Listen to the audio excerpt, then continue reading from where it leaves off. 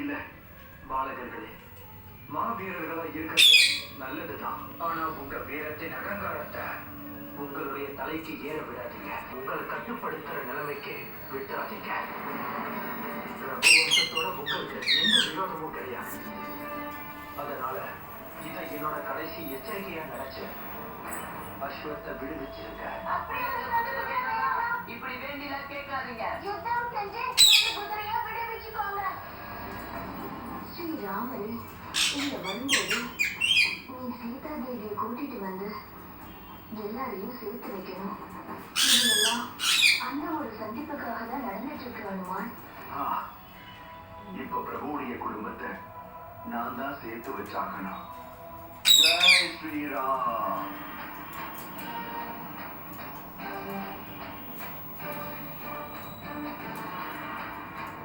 நீங்க 2 பேரும் அப்பாவீங்க.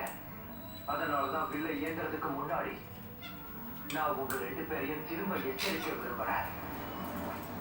என்னுடைய அம்புக்கு கருணையே கிடைக்காது. என்னுடைய அம்புகளால தாழகன், கும்பகர்ணன், ராவணன் மாதிரியான மிகப்பெரிய அசுரர்களால கூட தப்பிச்சு உயிர் பிழைக்க முடியல. அதனால ராமன் அம்போட சக்தியை புரிஞ்சுக்கோங்க. யுத்தத்தை விட்டு விலகி போயிடுங்க. ராமபாணத்தை பத்தி எங்களுக்கு எல்லாமே தெரியும். கூடவே இதுவும் எங்களுக்கு தெரியும். வெற்றியோ தோல்வியோ மனுஷங்களோட வாழ்க்கையில கிடையாது. நாங்க வீரர்கள்